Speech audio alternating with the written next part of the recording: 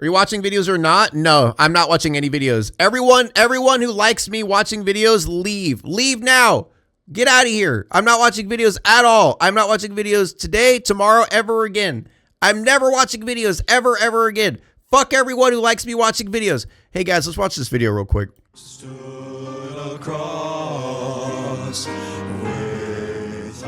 This is 21-year-old Howard Ashelman, a devout Christian and prominent student at the Hobe Sound Bible College in Martin County, Florida. Despite only recently moving to You guys can't see him. Hobe Sound, Howard immediately had a positive impact on those around him. As an active member of the college choir, he quickly caught the attention of Hannah Jones, and the two developed a romantic relationship. Hannah's parents fully supported this and embraced Howard as part of the family. Essentially, there was nothing but positive things to say about Howard.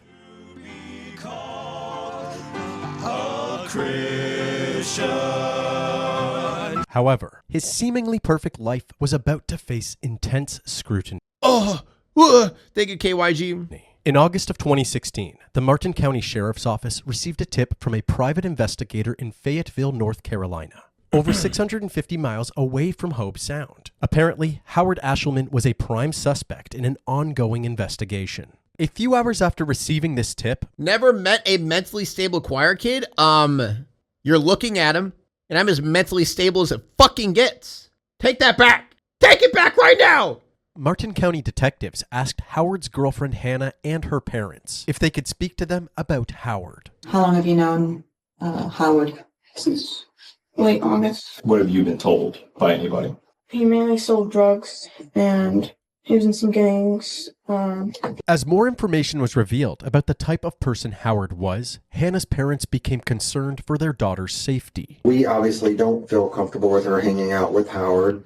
I don't know when he might snap or change who he is as a person, and she be right in the middle of it. Mm-hmm.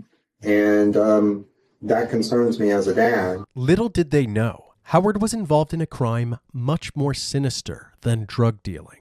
I've tried to erase it out of my mind because it was traumatic from 2 years earlier, on Was it traumatic? Okay, I'm assuming he's the psycho killer. It was traumatic for you to kill someone?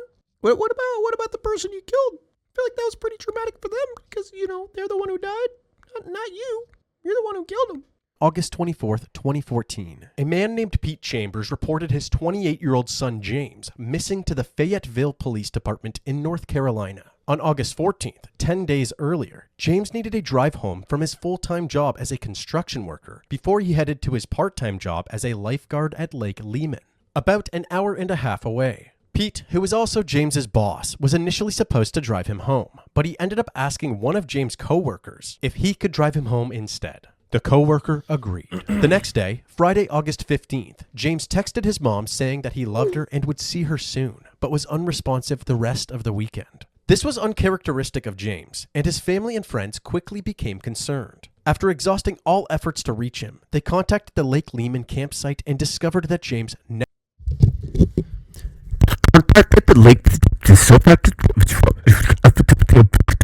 Like, dude, get away from the microphone.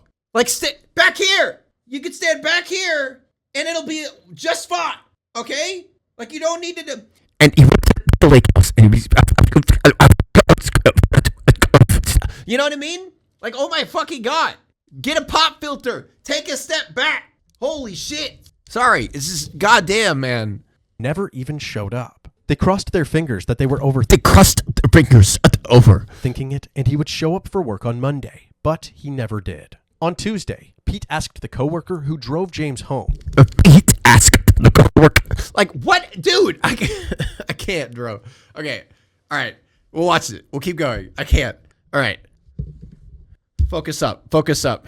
If he knew where James might be. But the only information he could provide was that he dropped James off and hadn't heard from him since. The day after this conversation, that coworker stopped showing up to work. 10 days after James was last seen, his family decided it was time to get both the police and the media involved. Call some damn buddy, please. James Chambers is desperate. He can't find his 28-year-old son. Oh, Nobody's heard from him. Nobody's seen him. A missing persons investigation was immediately launched. While interviewing James's father, they asked the obvious question. who was the coworker that drove James home. We need an emote to remind Pig to focus. Dude, is there like a lock-in emote? You're talking about me not focusing. Is there a lock-in emote? Hold up. Let's lock in real quick. Let's lock in. Hold up. Let's see. Chat, which one? Which one? This could be a good one. This could be a good one. No, not Jork. There's that one. There's that one. What the fuck is this? Thank you, Miz, for this. For the Prime. Is this the one? All right, we'll use this one. I need to sign in real quick. Let me add it. Add. Confirm. Then we refresh. And then we refresh. It's lock in with all caps, by the way. There we go. All right.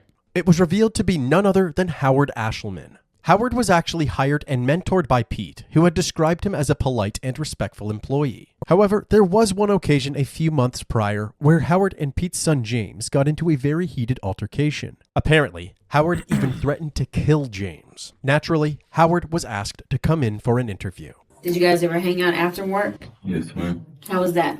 Not bad. He was questioned about his whereabouts and actions on the day James disappeared. You guys left work. Tell me what happened. Well, we went and I stopped at the ABC store. How was work that day? Was everything good? Everything was great. Howard claimed that after work, they stopped by a nearby liquor store to purchase some alcohol. This was later confirmed by the parking lot surveillance footage. They then headed back to James's house where they had some drinks. I'm sorry. I just instantly don't trust someone who has a haircut like that with like the little like tuft of like beard hair. I don't even know what you call that. It's just like a little tuft of beard hair, and then whatever the hell those sunglasses are. Like I would never trust anyone who looks like this. Straight up. Soul patch? I thought a soul patch was like right here, like right under your lip. It's like on the chin. I thought the soul patch was just under the lip. Before Howard went on his way. When I left him, I went straight home. Then the neighbors were having barbecue across the street, so I stopped in there. Who was all at the barbecue? People who You know he cuts his own hair, chat. He's got to Howard cut said his own he hair. left the barbecue before it got dark and went home. The detective then asked if they could search Howard's truck, but he no longer had it. A goatee? What are you fucking talking about? That's not a goatee. A goatee is a mustache beard combo where they connect. The fuck you mean goatee? What happened? You're talking to someone who has facial hair, all right? Get out of here, non-facial hair people. Like, you don't get it. You don't understand. To the vehicle. My vehicle? I sold it already. What was wrong with your truck? I blew it up. Howard told the detectives that he had scrapped the pickup after he blew the engine from doing donuts in a parking lot. Surveillance footage from the salvage yard confirmed that Howard... Dude, that sounds like exactly like something this guy would do. Yo, let's go to the parking lot. Let's do some fucking donuts in my truck.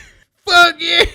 Just in the parking lot with like a 24-pack of Natty Lights or Coors. And it's just like doing donuts. Fuck yeah, dude. Fuck yeah. Listening to fucking Even Flow. Disposed of the truck 5 days after James disappeared. On the same day, Pete asked him about James. The rest of the interview didn't provide any more significant information, but investigators had a strong feeling that foul play was involved. So, the case was handed over to the Homicide Division. A deep dive into Howard's social media revealed that Howard had 12 different accounts, each presenting a different persona and different names, the most alarming being Homicide Howie. Since James... Damn, that's as edgy as it gets, bro. Homicide Howie? Damn. That's based. Holy shit.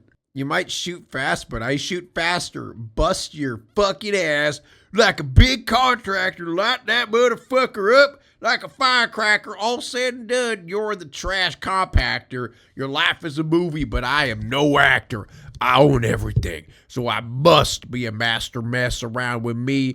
You're looking for a disaster. Call me John Deere. I have a big green tractor. Oh, Lord. Damn, that bars. James's disappearance, Howard had been sharing disturbing thoughts and content about things like cannibalism and mutilation of a body. Detectives decided to look into Howard's cell phone records. And during the time that he said he was at the neighborhood barbecue, his cell phone location was at Murphy Road. Howard was then brought into the station for another interview and confronted with this evidence. When you left James' house, where did you go? Home. Where were you at for the whole evening? I was at the house and my friends across the street. Your cell phone was pinging at this place for almost 2 hours. Okay? So that means you're within this 3-mile radius. That means you're not at home. I think I can explain it. Okay, well, explain it to me. Reno's house is in here somewhere.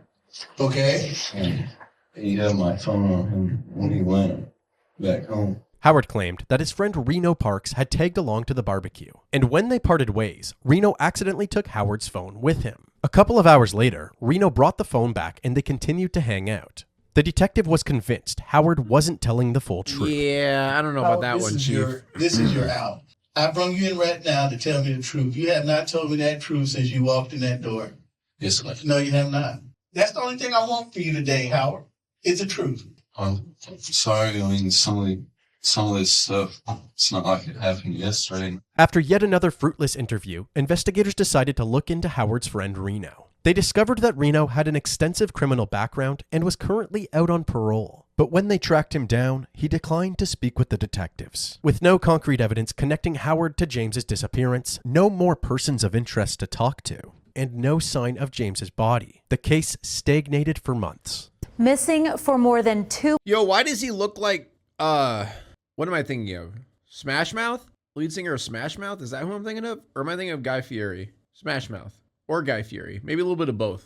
2 months. His family calls his disappearance a mystery. I know I'm looking for my son's body because I know James wouldn't do this. And to know he's out there like a piece of trash. And to go to bed at night thinking that the worst thoughts of what could have happened to my son. Bro, why you gotta do her dirty like that, man? Why you gotta like close up, super close up on her crying and snotting face, bro? That's not cool. That's not cool. Like, why close up, man? What the fuck? What somebody has done to my son. Clearly desperate for answers, James's family turned to social media, posting on Facebook to ask for help, gaining nationwide attention. This resulted in a non-profit for missing children called the Polyclass Foundation, helping circulate thousands of missing posters for James. Unfortunately, their efforts continued to come up short. James's parents had already lost their youngest son 6 years earlier, and the idea of losing oh my god, dude. Really? another son was becoming a painful reality. On August 8, 2015, nearly a year since James's disappearance, Howard once again caught the attention of authorities. But this was unrelated to the James Chambers case. Howard's girlfriend reported him to the police for domestic assault, and charges were placed. However, she did not attend her pretrial hearing, so the case was dismissed. This was a slap in the face for the Chambers family, who believed Howard was dangerous. Frustrated, James's parents reached out to David Marshburn, a well-known private investigator. He agreed to help, and the first step was searching the Benson's family property, a piece of land owned by the elderly couple that Howard lived with. The Bensons agreed to the search, and Marshburn quickly discovered something big. It turns out that when Howard scrapped his pickup truck, he kept several parts, including the windows, radio, and seat belts. Lo and behold, there was blood spatter found on one of the side windows and the radio. Fayetteville police were immediately contacted and dispatched to the Bensons' residence to collect pictures and DNA samples for evidence. However, the results of the blood samples ultimately came back as inconclusive. The DNA sample was too small and not sufficient for testing. And just like that, the investigators were now back at square one. Another year passed, and it seemed that this case had gone cold. There had been no new leads in the case, and James's parents were now living 2,300 miles away in Dallas, Texas. Howard had even deleted the disturbing posts from his many Facebook accounts and seemed to be on an indefinite hiatus from social media. Victor, man. Regardless, James's mom had still been thoroughly monitoring Howard's online activity. Then, one day in the late summer of 2016, he reappeared on Facebook, but this time his location was marked as Hobe Sound, Florida. Through further digging, James's mom learned of Howard's enrollment at Hobe Sound Bible College, his new gig as part of the choir, and his new girlfriend, Hannah. His mom quickly contacted private investigator David Marshburn, who contacted the Martin County Sheriff's Office in Florida. Once Martin County was caught up to speed, they wondered what Howard's motive or endgame could be. They then reached out to Hannah and her parents, bringing us right back to this interview. How long have you known? Okay. Since late August. What have you been told by anybody? Did he like admit it to her or something? No, he shot her in the building. He didn't care a lot about what people thought. If they didn't do what he wanted, they'd just shoot him. So he's talking about shooting He people wanted before? someone to brag to about it. Soon after this interview, Howard was asked to come into the station for an interview of his own. Right off the bat, Howard pulled back when the detective tried to dive into his past. I don't want to go through that. Well, I understand, but we need to try to. I've tried to erase it out of my mind because it was traumatic for me. Right after that, I started using drugs real heavy. And I kind of fried my brain. Okay. But I'm sure you still remember. I remember a little bit and stuff. The detective made his stance clear, that he believed James was dead and that Howard knew what had happened. Their next move was to try and convince Howard. Is he talking about killing him was traumatic, or is he talking about something from his past? To confess by appealing to his newfound faith. You have made a decision to be a different person, to be a good Christian, to be a leader of the Christian faith. Unfortunately, nothing was working. I'm going to get up and walk out. This interrogation essentially ended there, but after leaving the station, Howard met with Hannah and she decided to confront him about the allegations herself. No. As they spoke, Howard was unaware that Hannah was secretly recording their entire conversation. Oh God, I thought this was gonna turn into like he's gonna kill her or something like that. With her phone. Who got killed? Yes, every video I react to will be uploaded to YouTube. Whether it was you or not. Who got killed? Babe. Did you do something? What? Tell him. I can't. Did you kill the person? Tell me. I don't have to. No, you don't have to. You sure you know? You didn't. You told me you didn't. You did? Although Howard never verbally admitted to killing someone, Hannah claims that he nodded his head yes. But before this recording could even be submitted to the police, Martin County received even bigger news when Howard called them saying he was ready to confess. They set up a meeting between Howard, Hannah, her parents, and one of the detectives at a nearby Walgreens. I'm definitely going to do the right thing. I'm not trying to run or nothing, you know. Okay, I can believe you. Right after saying this, Howard was advised by Hannah's parents not to speak without legal representation. When the lawyer arrived, he advised Howard to... Wait. Hannah's parents? So, the parents that are concerned for Hannah dating a murderer are now protecting him? Are giving him advice? What do you fucking... What? Huh? To hold off on talking until they discussed this decision. Everybody parted ways, but Howard's troubles were far from over. After his college was informed of the allegations, his enrollment was terminated. College president Daniel Stetler released a video statement addressing the community about the recent developments. When he shared the incident with us, we realized it was very serious, and we told him that he could no longer continue as a student at Hope Sound Bible College. We urged him to go back. What are you talking about? What about Christian forgiveness or whatever? With the grace of God or whatever shit. To North Carolina and make confession to the proper authorities. Soon after this statement went public, Fayetteville prosecutors decided to offer a plea deal to Howard, aiming for a 15 to 20-year sentence for second-degree murder. That's Howard it? agreed. He drove all the way from That's it? What? It was premeditated, bro. You're gonna give him second degree. Oh my God. Down to Fayetteville on the day of his hearing. But once he got Fuck plea deals, man. there, he got cold feet and went back to Hope Sound. The same thing happened a year later, in December of 2017, when prosecutors gave him an ultimatum.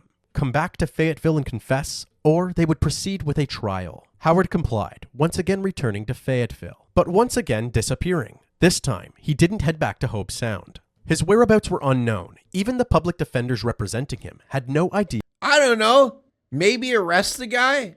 I mean, like, shouldn't you be able to get a warrant for that shit? Like, what do you... Obviously, he's gonna run.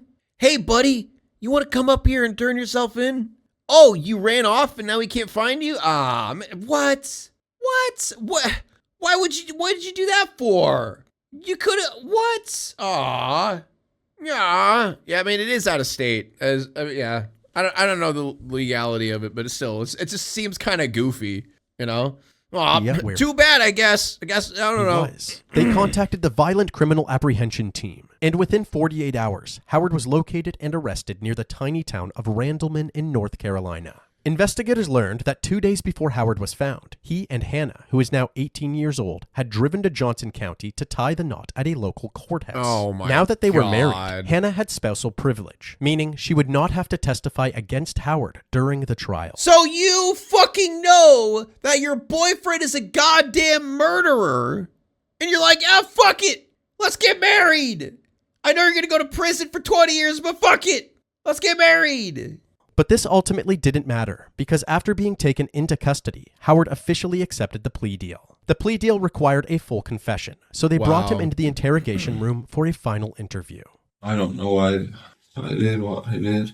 According to Howard, on the day James was killed, they left work and stopped at a liquor store, and then went to James's house. They then decided to hang out at the Bensons, but on the way, James said he wanted to go see someone who owed him money that he would beat up if he didn't pay. Howard didn't want to get involved, so he refused, and a heated argument ensued. So Howard pulled over, went to the back of his truck, and grabbed a rifle. I just wanted to scare him and tell him to back off, basically.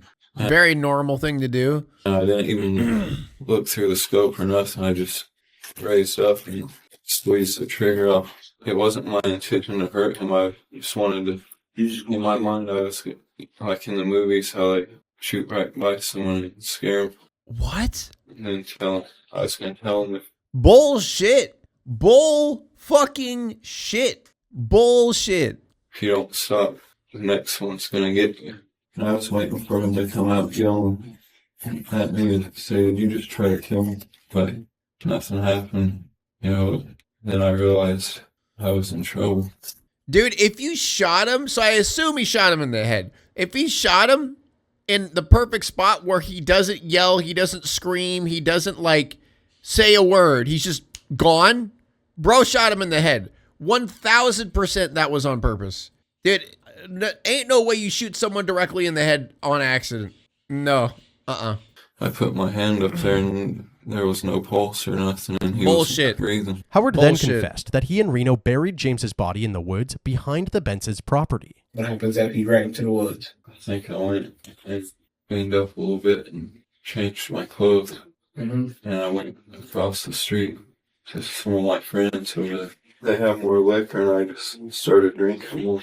Oh, so like, I killed someone. Let's go party, bro. Because my mind was so messed Let's go party. 2 weeks later, realizing the police were on his trail, Howard decided to dig up and dismember the body and separate it into 3 trash bags. I wanted it to be able to be easier to handle. Yeah, killed him by accident and then accidentally dismembered his whole body. Yeah, all of this was an accident. Oops. Oopsies. Where did y'all dispose of the body at? Oops. On a bridge. Was it a creek? Was it a river?